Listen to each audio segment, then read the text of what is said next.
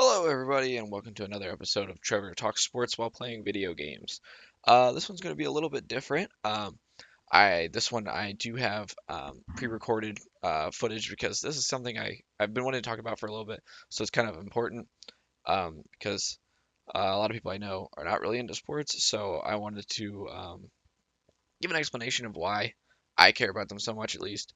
I don't know if this is, the same for everybody else, but I want to at least go over some of this stuff just because I like it, and so I wanted to be able to pay attention to what I was going to say, and it would be a lot harder if I'm not. So, in the background is, classic Fortnite, Fortnite with JMTake Ryan. So, if you want to watch that, go ahead. We're going to jump into the middle of the clip, or it's obviously going to be in the middle of the game because it's only going to be as long as I record the audio.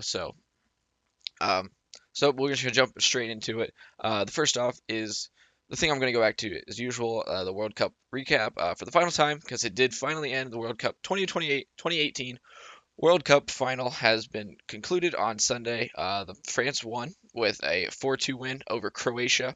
Um, so obviously Croatia came in second. Belgium coming in third with a 2-0 win over England. So England came in fourth. Um, The awards went to the Golden Ball went to Luka Modric of Croatia for the best player.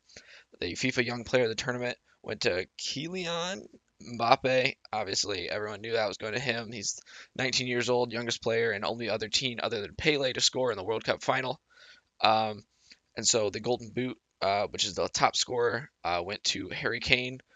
People were upset because they're like, oh, he scored all his goals in the opening rounds. Who cares? There's still a goal, and goal is a goal, and PKs are goals. So um, that didn't matter. Golden, yeah, who's the Golden Boot? The Golden Gloves went to, oh man, the about Courtois. I don't know, the goalkeeper of Belgium. So he was pretty good. And then the Fair Play award went to Spain. I think that means they got like the least amount of cards or fouls or something like that. So it went to them. Then also on Sunday, the Wimbledon final ended, and with Novak Djokovic um, beating um, Kevin Anderson of South Africa. It was his first.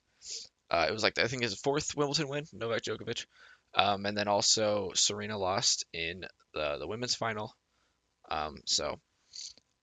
After everyone, like she lost to like the 11th seed, and she was the 25th. But everyone said it was upset, so it's kind of funny. So we're gonna move on to the topic I've been wanting to talk about. Uh, so it's probably not gonna be as long as some of the others, but um, it's just why sports are amazing. So I want to first preface this by obviously I know that it gets pretty overwhelming on social media because like if something big happens, you can barely see anything other than that topic for at least a few hours, maybe even days.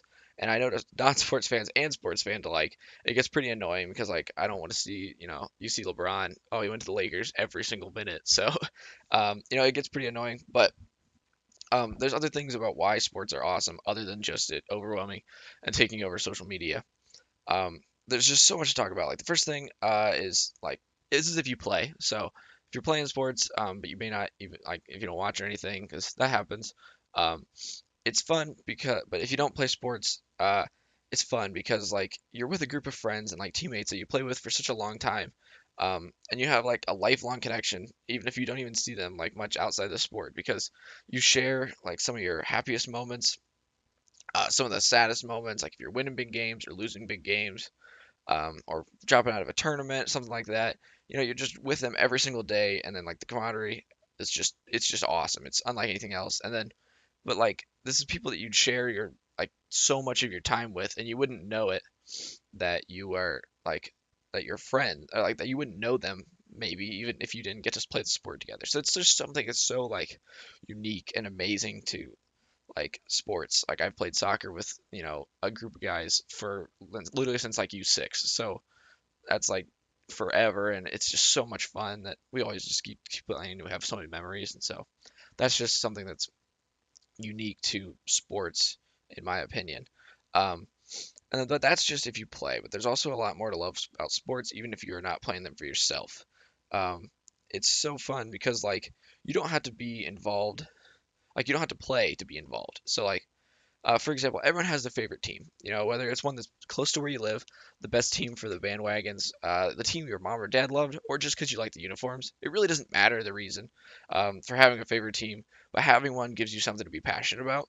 You can follow them, to root with them, like root for them, to ride with them, and to fall with them. And then you invest so much time into following a team, then um, each moment that happens to them at a certain point, it almost feels like you're starting to feel a part of it. It's like it's such a unique experience because, you feel the losses, you feel the wins, even though you're not directly part of it, you can still just take want to be, you know, loving it. And so, I know it kind of sounds stupid, but you asked JMTake Jake about Michigan, and he totally turns into a completely different person. You would think if you watch a game with him, you'd think he was the right hand man to Jim Harbaugh with how much he cares and pay attention to Michigan football. And I know that is a little bit of an extreme case, but it's still an example nonetheless. So um, that's just one of those things. Then sports also, one of the amazing things about it is it brings people together. Like it's like nothing else. The cultures can come together and play against each other while everyone just plays for the love of the sport. Like the World Cup or Olympics have national teams from literally all over the globe, but they compete against each other when oftentimes they don't even speak the same language. But yet they can still share the same field and bring competition to all parts of the world. That is on a huge scale, obviously, but it works on a smaller scale as well. Like for high school basketball or football games, they were places that the community and friends would join up to cheer on the home team or just enjoy the time with all the people that are there and, come together for them, for the team, your hometown and whatnot.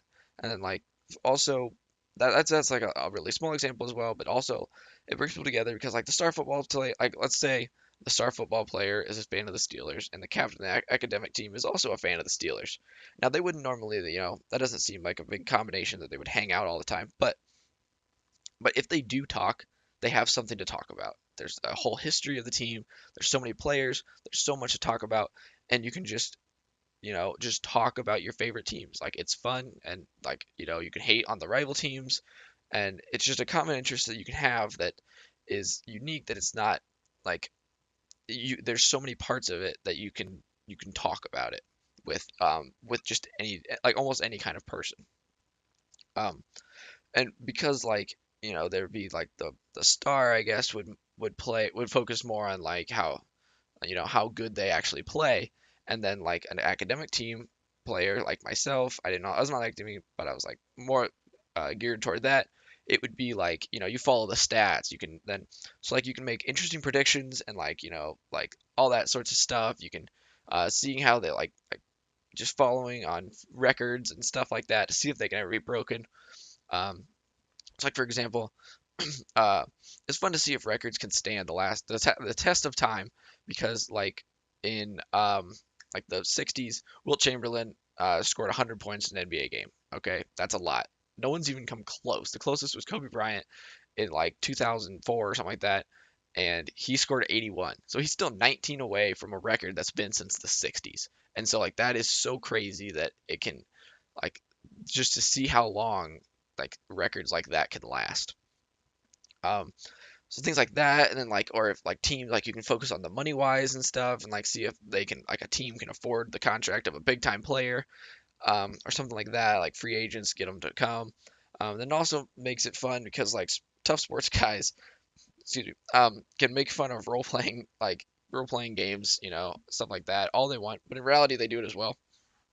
I was thinking by playing 2K or just chucking up shots and yell at Kobe, they're imagining themselves as a real life basketball player. So they really have no room to talk because they're trying to be someone they can't. And so, you know, just don't make fun of them, and because everyone does it. Some of the other interesting parts uh, of any sports, lots of sports teams, pro teams, there's lots of drama. Like if a player gets traded, or if a player signs somewhere else, and see how the fans react and what they can do, how the team reacts, stuff like that. Um, there's locker room problems. Teammates are fighting, not good.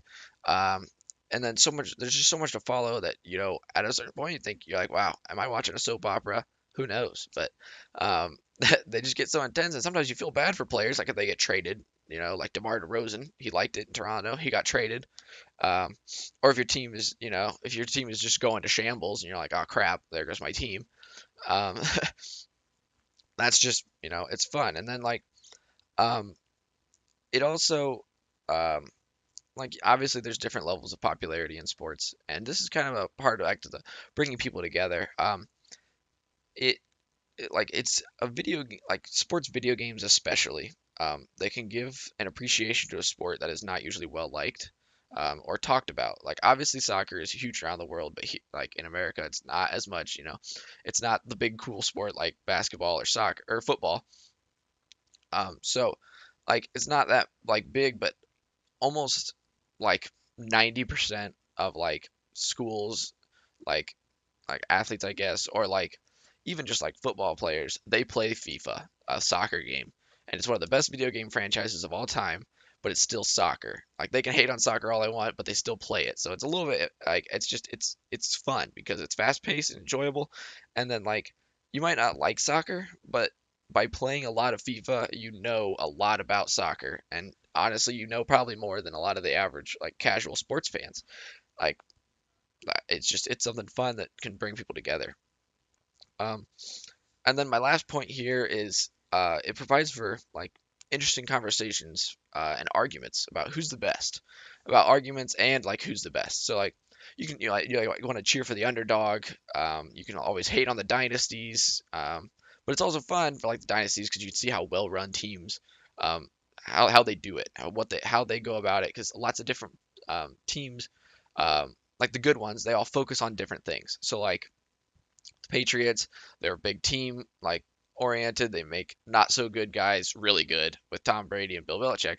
But then there's also um, like the Chicago Bulls. They had a star of Michael Jordan and Scottie Pippen, and then they made their or they built around them and made the team what they should be. And so like it's fun to see what teams can do to how to make them good.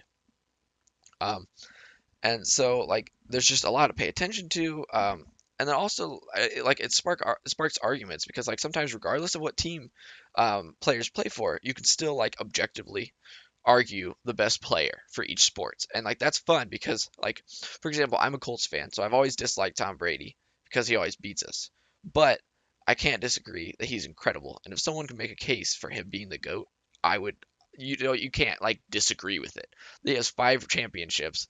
That is a huge point on being the best player of all time. So like it's awesome. I don't like the Patriots, but you can't like you got to respect them. So like that's why it's fun for sports because like in politics, people, they're like they argue about things, but honestly, it like causes more problems between people because of certain issues.